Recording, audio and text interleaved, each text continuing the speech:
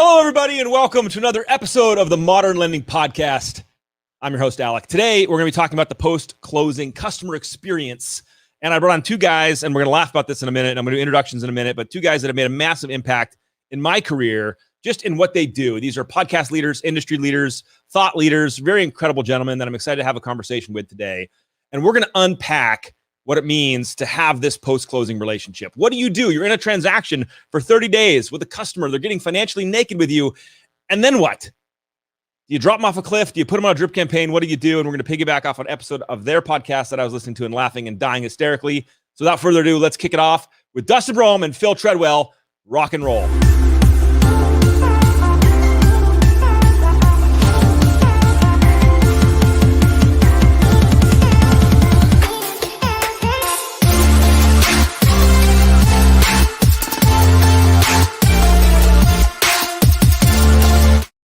All right, we did it. Look, I got you guys in the right spot, too. Look at that. It's a miracle. Phil's taller than me, so... Oh, no. Yeah. Well, you know, what's funny is we just need to apologize to everybody on the front end that all of the audience that you've had all this time may lose a few of those, and you know, mainly because of Dustin, not so much on the other side of this. This is my test for true followers, is to bring on you guys. So before we kick it off, guys, so Phil Treadwell up in this way in the right. This guy's a 16-year mortgage veteran. He works at Thrive. He's director of sales, innovation, and strategy, host of the Mortgage Marketing Expert podcast. This guy is honestly one of my first mortgage podcasts that I subscribed to. Phil, was you, just so you know, just a little secret. Nice. First mortgage crush. Yeah, yep. Been one of the 40 most influential mortgage professionals under 40, top 20 mortgage professionals in 2020. The guy is just a stud. So, Phil, thank you for joining and hanging out with us today. Alec, you're the man. I appreciate you having me on. Excited about this. Now, that leads us to Dustin, and everyone's kind of going, well, who's this guy? Well, this guy makes both of us look stupid. Massive Agent podcast. This guy is a speaker at Inman, one of the most, in my opinion, one of the most forward thought leaders in the real estate community. Agent at EXP, big old guy in Utah, doing tons of stuff. And so, Dustin, I think this was actually your podcast that Phil was a guest on that I can't remember when you were talking about cutting boards, which we're going to get to. I can't remember either. I don't remember what I ate for dinner last night. So, yeah. For those of you tuning in that don't know these guys, we'll share their social media handles and all that fun stuff, but use the Google. And these guys have made massive impact in influencing me in my journey in digital. So, first of all, thank you both for just being rad guys and pushing forward. Thank you. And thanks for joining me and willing to come on the show and be embarrassed and humiliated, because this is great. I appreciate it. We're here for it, man. Let's do it. Well, so let's cut it open here. So for those of you wondering what we're talking about today and you just tuned in, we're going to talk about the post-closing experience. And so I want to frame this up, and then I'll kick it over to you guys to kind of just go on this journey. But, Phil, as a lending professional, Dustin, real estate professional, we help clients for a period of time. We're in their life for this window. And then, and I'm specifically talking about a transaction, right? Not in, we're in this specific window, and then it ends. They go into our CRM, they go into our social, they go into something, and then typically where I get really crazy and where I want to kick this conversation is they get put into drip campaigns, because that's what you're told to do. Put them in a drip campaign, set it, forget it. And we just take this relationship that we just spent a month plus cultivating, or even who knows how long prospecting and bringing it in. And then we literally just crap on it for the rest of our relationship with them. And so the podcast that you guys were doing that I was dying laughing was around closing gifts. The segment was on closing gifts specifically. So let's unpack that real quick. What was the closing gift that was just sending you guys on your rant for days and days? I don't even remember. I remember the podcast episode vividly, and I remember thinking later we were going to get some social media messages, and I think we did. Dustin, do you remember what we were even talking about? Was it the cutting board? Of course, it was a cutting board. I think it was a cutting board. Yeah, the cutting board. Yeah. Because I'm dying. Like, we do this whole loan for this person, and theoretically, we're making it all about them, not us. Like, they're the hero. We're helping them. We're in service to them. And then the gift is a personalized cutting board of, like, the loan officer. Right. Yeah.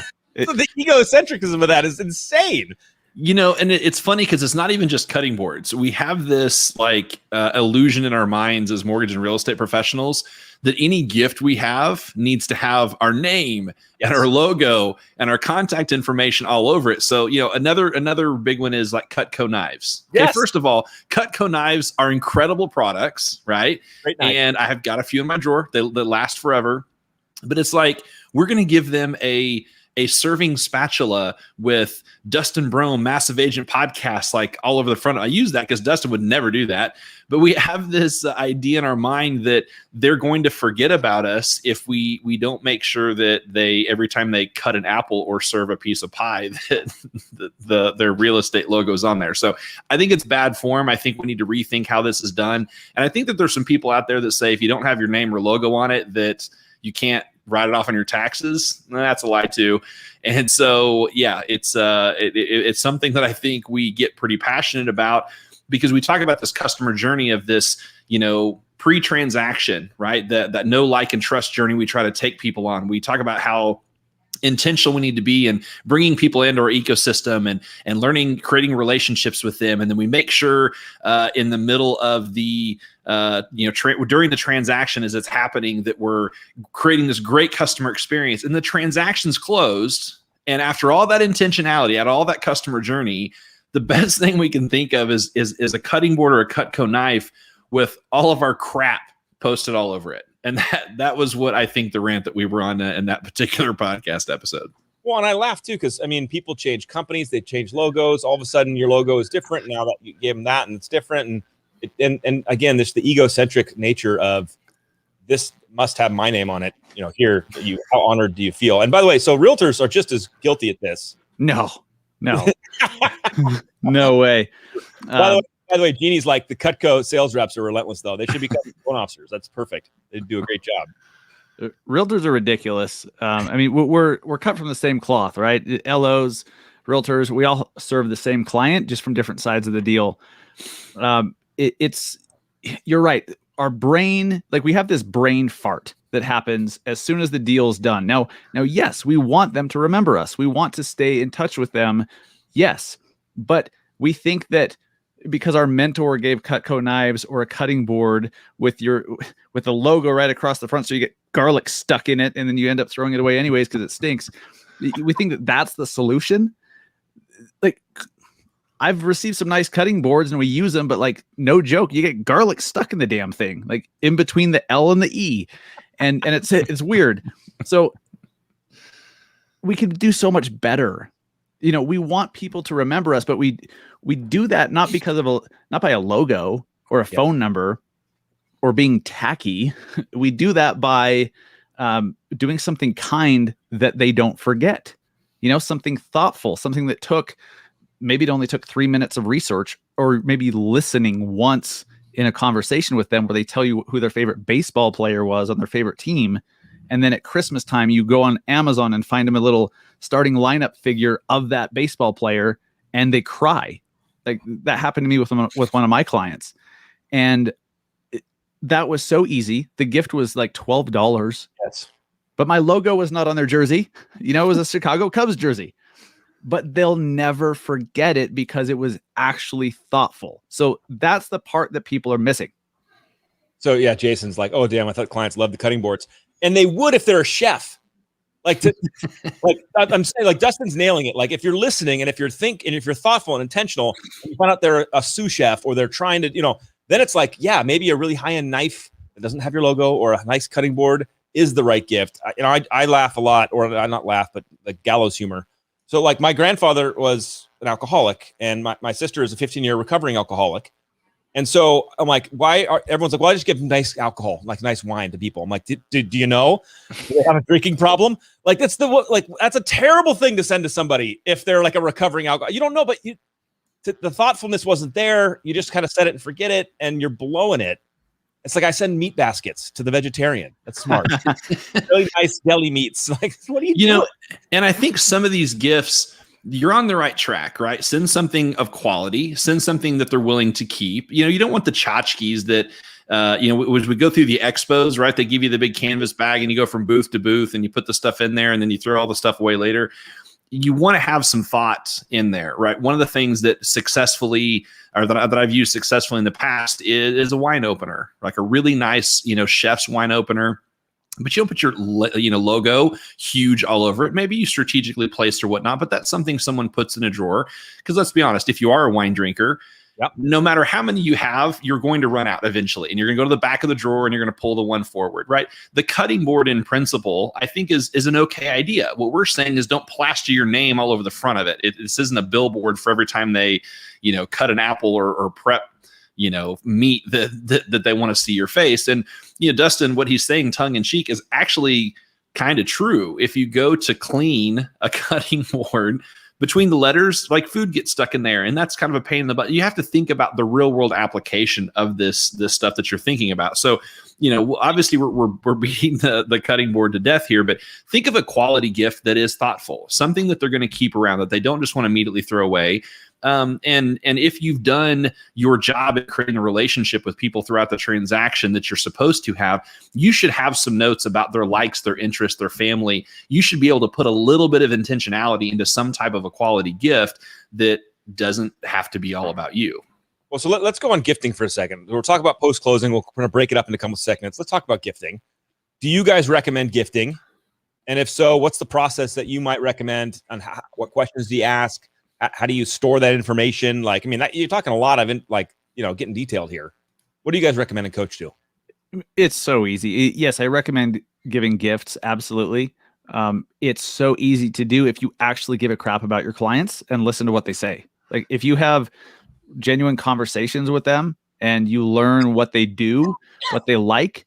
I had some clients once that had Jack Russell Terriers and they would race them. Like they'd go travel around the country in an RV, racing these Jack Russell Terriers, which is a hilarious thought. This isn't real. Oh, I swear to God. Could I make that up? Like I'm a clever guy, but racing Jack Russell Terriers around the country, mind you. So I was like, they like Jack Russell. So I went on Amazon. I'm like Jack Russell Terrier and found, this was around Christmas time, Christmas ornaments. And they loved them. Like they still thank me every year when they put their tree up. My logo is not on the bottom of the foot of the dog.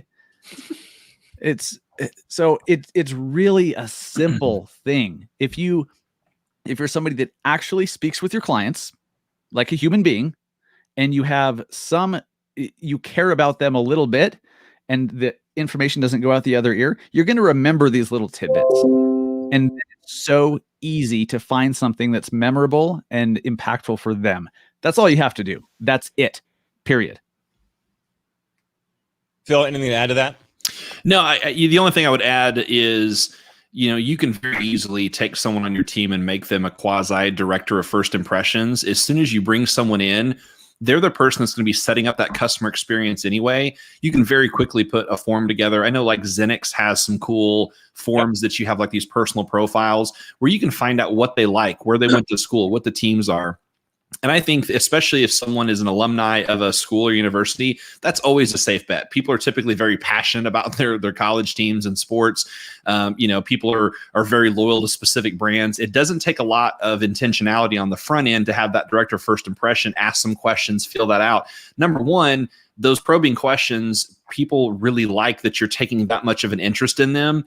It was like I saw Tim Brohm, who was one of my coaches, talk about at a conference a few years ago. I don't know if you guys remember. You guys are old enough to remember like Berenstain Bears, right? The cartoon. Well, there's a Berenstain Bears moving book that you can get like on Amazon for like a couple dollars a copy. As soon as I heard this, I had a couple people on my team like buy a bunch off of Amazon. And whenever people call in and you're asking the questions about houses and kids and those conversations, anytime someone had kids, even if they just called to inquire, even if they didn't do an application, he just had his assistant like real quick, write something on the front of an envelope. Hey, thanks for taking the time. I know this is a crazy time for everyone. Kids a lot of times don't like change. Wanted to send this. Maybe you can read this with your kids. Maybe that'll make them feel a little bit better. It was a $4 book, maybe a buck to ship it. And then all of a sudden you have this real connection with people. And I think that's really the moral of the story with some of these gifting is the whole idea isn't about the gift. It's about how can you make a connection with someone to show them you cared above and beyond just making sure your logo was pronounced in the middle of the conversation. And I think that if you'll just take a minute and really be intentional about asking the right questions and taking yourself out of it and really thinking about what's going to add value to them in that situation, you'll have a lot more luck in this conversation. Man, so the personalization, the thoughtfulness is huge. My favorite one, which is even more set it and forget it, and you have some geography issues here, but it's just getting your handyman, the one that you trust, the one that you work with, just paying for a couple hours of their time to go to somebody's house scheduled after they move in to paint over some scuffs or fix some electrical or some outlet doesn't work for sure, and they got to fix that. Just the time I've been like, hey, and then introducing your guy to them, being like, hey, I trust this person. They work on my house. I paid for 2 hours of their time to come to fix whatever you need at your house. And even that's pretty generic because it could work for everybody, but the thoughtfulness and the intentionality is what works. And yeah, if they're a wine person, send them a nice bottle of wine that you like, that you prefer, right? From a winery you like and whatever. And be like, hey, this is, here's the owner and this is what I like. Okay, so we got pro on gifting from both you guys. Let's talk about after the close, after the gift. What are the best doing both on real estate and lending? Phil, I want you'll kick first, please, because Dustin talks all the time at right away. But just what should people be doing in this post-closing world? We got CRMs, we got campaigns, we got social. What are we doing here? Yeah, so I'm going to give you a couple of my best practices. One will be some automation, CRM related. First of all, automation can have a negative connotation because they feel like it's not personal. And he's gone, just like that. That's what happens when you have a PC, Phil. By the way, I'm going to leave him up while he rebuffers. Yeah. How about now? There we go. Look at that. Look at that. That's good. We were going to go. Thank you for that. I needed that today on the podcast. I'm telling you, man. I've been having some technical difficulties for the last couple of days, so we'll try to rally here. All right, automation. Automation has some negative stuff, you said, because it has that, it could be impersonal, but where were you going with that? Yeah, I think what you want to make sure of is that you need to look at the means of communication that is native to those people, and automated reminders. Even if you don't have the communication, like automated emails, people are going to overlook. Text messages is a little more native, especially if you do it in a very personal way.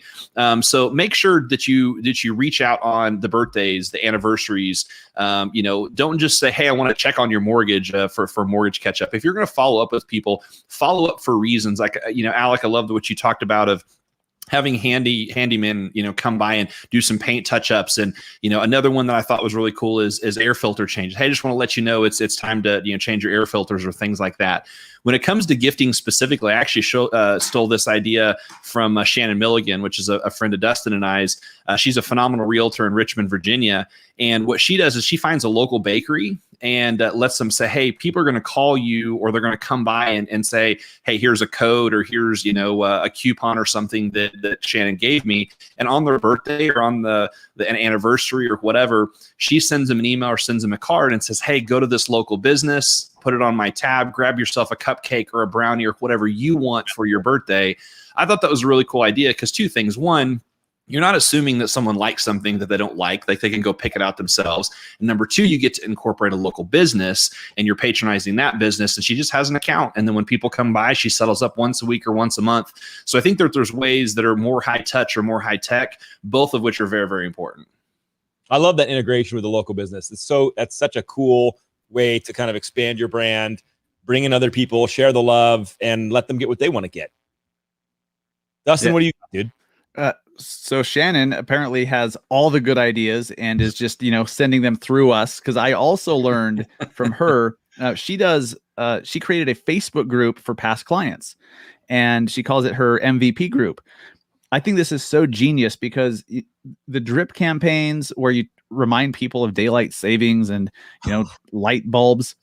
I remember when I was a new realtor, my mentor was like, here, put them on this drip campaign. I'm like, okay. Had no idea what was going out. Sent out this thing and it's like, hey, you should try these light bulbs. And the person's like, those light bulbs have been obsolete for like 10 years. Like, what are you talking about? And I'm like, I have no idea what I'm talking about. So I learned the downside of automation there. But it's funny when people would just they're like, drip campaign is better than nothing. Well, yeah, because literally the worst thing is to just let them go, forget about them forever. That's the worst thing. So then anything that's slightly better than the worst case scenario is worth doing. I reject that. I think that's lazy and ridiculous. But back to the Facebook group. Rather than a drip campaign, or in addition to a drip campaign, you have a Facebook community of your past clients so you can stay in touch with them and give value to them. So what Shannon would do and what I started doing that worked so well is every once in a while, maybe once a month or something, you load up a Starbucks gift card or a Dunkin' Donuts gift card with $100 or $200, and you take a screenshot of the barcode, right? Because you can just do it on the mobile app. Yep. You post it in the group and say, hey guys, go get a coffee, go get a cake pop for the kids on me. There's $200. Once it's gone, it's gone. Such a cool idea. And everyone's like, oh, thank you. And they start talking amongst themselves. So you really are creating a community rather than all your past clients just being totally separate people, not having any idea that each other exists. So you're building a community that way. You can do the same thing with ice cream, Parade of Homes tickets. You know, if you want to give out Parade of Homes tickets, if you have 20 of them, you know, whoever gets them first gets them, that kind of thing. Tool rental, you know, rent a trailer, a wheelbarrow, power tools, a pressure washer. She just had a storage unit full of all that stuff.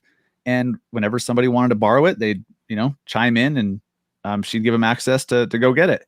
And when you do that, you literally are creating raving fans. I think that's what she called it, her raving fans club.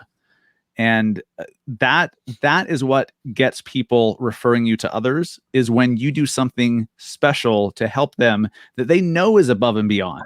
They know that you didn't just put them on a drip campaign and forget about them. People aren't stupid. They know when they've been put on a drip campaign and forgotten about. Yep. So don't do that. Go the opposite direction and build a community instead. And guess what? It generates a hell of a lot more referrals. Dude, I totally want to piggyback on that because the old school thing that I was taught was the referral book, you know, that you would give to your customers, and in the referral book was like a CPA, and then like there was a attorney and like a handyman, an electrician, a window washer. Like, he had this referral book, and I'd literally like mail it out to like my closings and be like, hey, if you need something, here's a bunch of, you know, vendors effectively for your house. You know, and now you've got this Facebook group that Dustin's building, and you can start sucking in the gutter cleaning guy that you trust, the junker that you trust, because when you move, you need a junker. They're going to come, you know, they got their stuff to dump, you know, and you just start having them contribute to the group with discounts or credits or even paid for by you. You know, Dustin, you're creating this massive community of value just to hang out with your past customers and give them stuff they need. And I think excitement breeds excitement, right? That's one of the reasons that, you know, communities are so important is if you have someone that posts in that group something exciting, as you as a lending professional, real estate professional did, or thanking you for something, other people want to participate in that as well. And I think that that's the kind of the genius idea of having some type of a group or community or Facebook group is people interact with each other. As Dustin said, they get excited about the same types of things. And especially if you bring other people into the community outside of it, it's the same reason that you need to be doing housewarming parties where you let people invite 15 or 20 of their friends and family. You kick it off, you know, maybe you do drinks or maybe you do food or whatever. People get excited about the house that they just bought. People get excited about those things, and all of a sudden you start having conversations. The key to the housewarming piece of it, not to go too far down a tangent, but I think this is a super important tip on this type of thing, is if you kick off, if you do it right and you schedule at the beginning of the transaction, especially for mortgage professionals, you're going to have a little bit of a stickier borrower. Then all of a sudden you can ask them questions along the way of the transaction, plan it out ahead so that people can do it. And then once you've kicked that party off, leave. Let them have their housewarming party. It's not all about you. Again, this is the not slapping your logo all over everything. Be there. Say, hey, we wanted to throw this party for you. Make sure everything's going off without a hitch. Make sure they've got, you know, food or drinks or whatever it is you're doing, and then exit and let them have their party. I think that that's super important. But again, this is about making this stuff about them. I think that's, for me, the theme in all of these things, whether it's gifts, whether it's follow-up. How do you do it in a way that they want to be communicated with? How do you give them a gift that they want, as opposed to just communicating how we think is good or giving the gifts that we want to give them? So I actually want to stay on housewarming for a second, because this is a big topic. And I think that the underlying theme of a lot of what you're hearing and what I'm hearing is community building, right? Being a community builder, not making it about you, making it about other people, adding value, all that fun stuff. And housewarming parties are a great way to do that. I moved in November to a new street where I didn't know anybody, and I'm antisocial and an introvert. So it was my hell. Last thing I want to do is go meet new people, which sounds terrible. But a lot of the things that I've seen with housewarming parties where lenders can participate on the cheap is just facilitating introductions. So, and I'm very specific when I coach to this, because it's like, there's certain markets where I'd say, don't do a housewarming party, but there's certain markets where, like, if Dustin is farming this market and if he's the man there and he knows everybody, and they're like, that's where I want to throw housewarming parties. Because I want Dustin, I want to go with Dustin. I want to meet the neighbors. I want to walk around. And sometimes you don't have to host the taco truck. You don't have to host the drinks. You can just get permission from the customer, your friend, whoever you move, whoever you did the loan for. And you could just door knock and say, hey, the Smiths just moved in down the street. And this Saturday, we're having some people just come by and introduce themselves. No big thing. Just come by and introduce yourself on Saturday between 1 and 4 and meet the Smiths. And so naturally, the people are going to bring stuff. No one's just going to come by empty-handed. Everyone's going to bring stuff. You didn't have to pay for anything. All you had to do is walk around and meet the friends of meet the neighbors and tell them, hey, come meet the Smiths. And you can make massive impact in human connection without having to spend tons of money. And you can't tell me that none of those neighbors are going to ask any questions about real estate or mortgage if you're saying, hey, the Smiths down here just closed on their house or whatever, that they're not going to be like, what are interest rates today? Or what's house prices in the neighborhood? That's one way to do it. But you don't have to hit them in the face with it. Mm-hmm. You don't have to be wearing your name tag and having a flyer ready to shove down their throat. So, I mean, Dustin, do you have any thoughts on housewarming stuff? Housewarming parties, events? Yeah. I've never personally done them just because I don't know, like it doesn't feel natural to me to be that person. I'm an introvert as well, and it just seemed weird. But I know there's a lot of agents and LOs out there that crush it with them, and they don't even exit after they get it set up. Like they stay there, and their purpose is to get referrals. Mm-hmm. Cool. Like there's a very popular book out there. What the hell is it called? The Michael Mayer book. 7 Levels of Communication. Yeah, where he talks about doing that and he lays out the blueprint for it. That's awesome. If that's congruent with you and you feel like that's right for you, awesome. I've never done that because it seemed kind of weird to me, but that's me. I don't have the same personality as everybody. So everything works and nothing doesn't. If you're doing something to try to be helpful and try to give back and try to say thanks, it's okay that you also can get some stuff out of it for yourself to grow your business as well. You're there to serve, you're actually providing a service. It just happens to be you've chosen a great business that serves people. So that's all great. I just think you need to be honest with yourself about, whether or not that fits you or not. You know what I mean? Yep. Agreed. Personalization, authenticity, all that stuff has to underline it, right? Just because Alex said, go do this and you hate it, you're not going to like doing it. It's not going to work well. All right, well, let's go to this angle here. Social media and past customers. How do you guys manage that? How do you coach into that? What are the thoughts? Because I hear things all the time like, well, I don't want to share that information. That's my private stuff over here. And I don't know if I want past customers in there. What are your thoughts on all that stuff with social? Oh, Dustin? Yeah. I always get the objections, and if you really keep asking them why they feel a certain way, it's fear. They're afraid of putting themselves out there because they don't want to look stupid because of their perceived worry of how someone will see them. Look, I will say this: if you are a giant douchebag, you probably don't want to put yourself out there because the less you do, the less people see who you are, right? But everyone listening, good people. Especially your show, Alec. Great people. No, the best. No bad people. Yeah, no. Yeah, the best. So I don't think people realize just how magical social media is for growing your brand and getting new people to know that you exist, and then getting the people that already know you to remember that you exist. That's social media. That's literally what it does. You just have to post things. You have to say, I'm hiking today. I'm going to In-N-Out Burger. I'm, this, that, or the other. And people make personal connections with you based on the stuff that you're doing in your personal life. And then they keep seeing your stuff because they've made a connection with you. And when the timing is right for them, they'll either hire you themselves or refer you to someone who needs you. But they have to remember that you exist. And I've never seen anything better in my entire life. There is nothing better than social media for doing that at scale for free. It doesn't exist anywhere else. Yeah, I'll second that in a huge way. So on the theme of making it about the customer, making it about your client, especially post-closing, first of all, everyone is saying you need to go connect and follow all of your customers, and you do need to do that. Whether people are actually executing on it is a whole other conversation. Yeah. But you need to be connecting, following, however you can friend people, your clients on social media, any referral partners you have, whatever, for two reasons. One, what Dustin just said, if you're documenting your life and you're sharing who you are, not just what you do, you're going to get enter into conversations with people. You're going to find some commonalities and overlap. You're going, what is the saying? Your vibe attracts your tribe, right? If you actually are active on social media, you're going to attract those people to you. Now, what happens is if you're connecting with your clients post-close and you're continuing to deepen that relationship that you've already created through that transaction, you're going to stay top of mind for them. So when they have someone else in their sphere of influence and social circle, they remember you, right?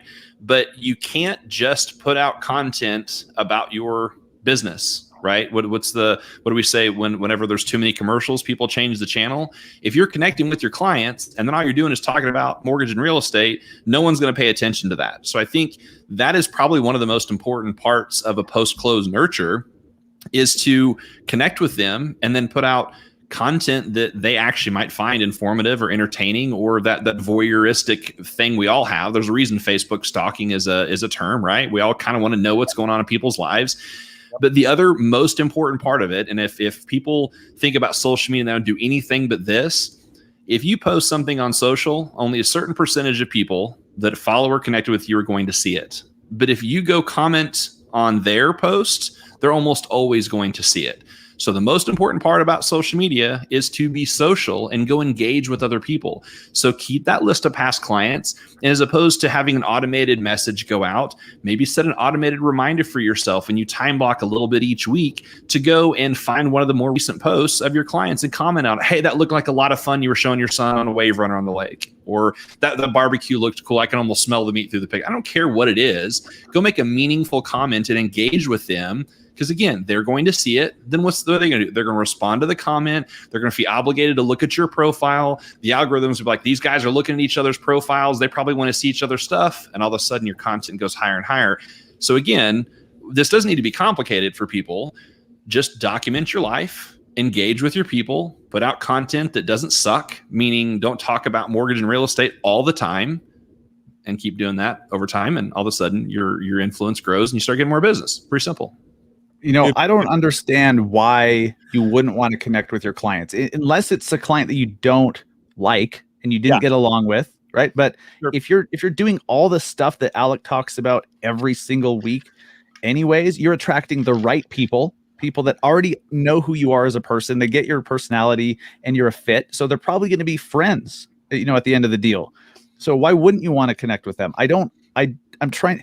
Help me out, guys. Like, I'm trying to think of a reason why you wouldn't want your past clients to see certain stuff that you're up to, unless you're just like some wacko political person, but they would know that already anyways. Like, I don't get it. Yeah. I mean, I know this is a little bit of a softball because my beliefs on this are pretty in line with how you guys view the world on this. But I just, sometimes people need to hear it again and again. Yeah. I use Gary Vaynerchuk all the time as my biggest guy to point to on this, because you would never know who his family is. How many kids do you have? You have no clue. 2. Yeah, well, I mean, you do, because that's weird. But no, I mean, you can find it. You can figure it out. My point is, though, if you follow his content, you realize, like, you never see that side ever, if ever. Yeah. Yet he's one of the most active, prolific social media people out there, in my opinion. So you don't have to, showcase their weird side. You can showcase the professional side and keep those stuff hidden. So, by the way, Kyle Draper is just commenting, my dude. So thank you, Kyle, for rocking the LD swag earlier. I appreciate you, bro. Yeah, I was telling about the t-shirt, Alec, the message. So real quick on this content. So pillar content. Gary is the perfect example. I don't want to put my life out there, and I don't want, if there's privacy concern, like all that stuff, like you said. Gary Vaynerchuk is one of the biggest social media personalities on planet Earth, and you never see any of his family on social media, right? So for the average person, pillars, find 2 to 3 to 5 things that at any given time you could talk about, post about, take a picture of, something that interests you, typically around your life, right? For me, it's guitars, right? I like guitars and live music. I like brewing beer or scotch. My family, I like traveling, right? Podcasting or marketing type content. That's as businessy as it gets. Yep. But I can always post something like that. I think if people will find 2 or 3 things that interest them in life and post about that, they'll be surprised about how many people will engage. And again, if that's not someone else's cup of tea, cool. They're probably not someone you're going to click well enough to do business with long-term anyway. And that's okay. And I think it's Brittany Hodak that says it best. One of the biggest issues that people have in business is apathy, which is people know about your brand and don't care. And she says the solution for that, move on. Go find somebody else. That's okay. Find people that you do want to connect with, that you can target, that have some of those commonalities. So again, it goes back to this theme. Find 2 or 3 things you want to talk about. It doesn't have to be your personal life. If there's stuff going on, no big deal. I think it was on Kyle Draper's podcast. Steve Kyles even said they were talking about this stuff. Even times that they're going through hard stuff, people that are transparent on social media, sometimes they wait until after they've gone through something and then use it as a positive. Hey, this is an overcoming thing that I had in my life, and use it as content that way. And so there's lots of ways to go about this, but I think people get stuck of, I don't know what to post, so let me talk about how many transactions I did last month, or let me talk about how great my company is, and people don't care. Yeah, and if you listened to Dustin at all 5 minutes ago, you remember, like, don't talk about yourself, solve their problem. If you don't know what to talk about, solve their problem. What are your customers' problems? You know what they are when they're moving, when they're living in their house, when the plumbing's back. Like, you know their problems, so just solve those problems for them. I want to share one of my favorite hacks, and then I would love for you guys to share any if you have any on these connection things. But this piggybacks on Phil, what you said. You triggered me, so I wrote it down. One of my favorite hacks is to put my birthdays of my past customers in the day before in my Outlook calendar, right? So every month you go through and you find out you closed 5 loans or 10 loans or 50 loans, however your talent is, and you put those into your calendar on a yearly repeat. And so the day before their birthday, you see a little thing pop up, right? It's Phil's birthday. And my favorite hack is to grab Facebook, open up Messenger, put it on video, and send Phil a video message the day before his birthday. And be like, Phil, what's up? Your birthday's tomorrow. I'm not an idiot, but I want to be the first person to wish you happy birthday. By the way, that loan we did together, it's changed my family's life. I mean, customers, you guys changed my family's life, period. I just want to say happy birthday. It means a lot. I remembered it. Click, send. Whatever message you send to Phil, he looks at Facebook. Facebook algorithm now thinks you guys have a personal relationship because you're sending messages back and forth. So it increases that connection. And you get to dodge all the social media crap that Phil's going to get on his actual birthday, which is all the fake messages and the buttons that come through and say happy birthday. And he gets, to me, that level of intentionality is everything that I've heard from Dustin and Phil talk about today, which is, how bad do you want to actually have relationships with these people? And if you do, you'll make it work. So that was one of my favorite hacks. Do you guys have any that stand out in your mind? As far as birthdays go? Just connection hacks, things that, like, you think are really, really cool that are just like you heard somebody doing. You're like, oh yeah, that's how I would run my business today. Yeah, I for sure do that with birthdays. That is one of the most personal things you can have with people. And, I typically do it. There it is. A 2-for-1 today. It's fantastic, Phil. You guys are welcome. You guys are welcome. Yeah. Dustin, I'm just going to let you run with this one for a second. I'm sure it was absolute gold. Probably like the best thing that's ever been said on a podcast ever. Absolutely. We'll just have to trust that. You missed it. You have to miss it. Yeah. No, the video, the day before thing is brilliant. I like that a lot because you do stand out in that situation versus, you're one of 300 messages. But when you send an actual message and maybe even send it on a different platform, okay, send a video through an Instagram DM, you see when their birthday is. So wherever you normally communicate with them, maybe you even just record a quick little 30-second video on your phone and text it to them. Something that's personal. This is the whole theme of this whole show today. If you can just show them that you'll take a second out of your day to think about them, that means something to other people. That's what matters. And so you record a quick video, text it, send it, snap it, do whatever the hell. And they feel like they really care. Yep. That's a good person. That's a good friend. They took time out of their day. They took 20 seconds out of their day to do that when most everyone just pushes a button that says happy birthday. And look, that's fine too. Acknowledge those people too. Like it's funny when people just don't respond to any happy birthday wishes on their timeline. Come on. But take the time to stand out a little bit, and people appreciate it very, very much. Well said. I'll say one other thing, handwritten cards. I can tell you every handwritten, like actual card that I've gotten over the last 5 years, because it's probably only been a handful of them. And it sounds cheesy. It sounds simple. And it's probably one of the most underrated things that we could do is just take a card and handwrite 1 or 2 sentences and actually put it in the mail, because everyone's getting windowed envelopes. We're all getting bills or notices or statements or whatever. Just that one little card. Doesn't have to be super impactful or meaningful, but people will remember it. It's huge. And I think it's in today's technological world, and we all talk about social media and digital and automation. All those are extremely important, but so is just writing a couple of sentences in a card and sending it. Dude, well said. All right, so I'm gonna wrap down with this question to each of you guys, and you can choose who goes first and who ends the podcast. No pressure, but just don't suck. All right, this has been a good podcast so far. You guys have held it together.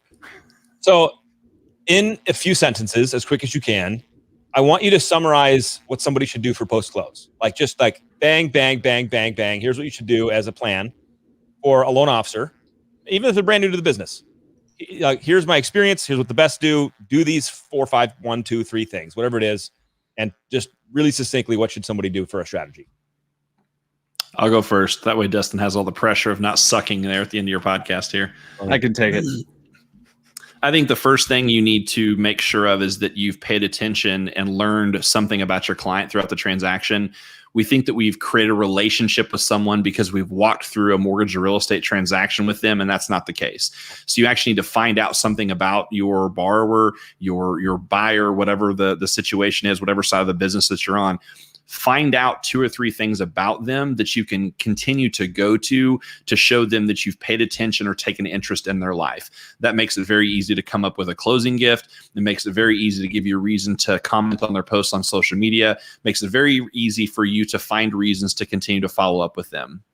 Add them to some type of a CRM, some type of a database that is going to get you whether it's a reminder or whether you're going to have that system actually reach out to them. You need to touch them on birthdays, on anniversaries, on reasons, any life events that they have. And last and third, and most importantly, connect with them on social media, engage with their content, and put out content that you think people actually want to see, which is going to be about your life and not just about the mortgage industry. I'm going to call that 4. You're welcome. I'm in. Bonus. The bonus one.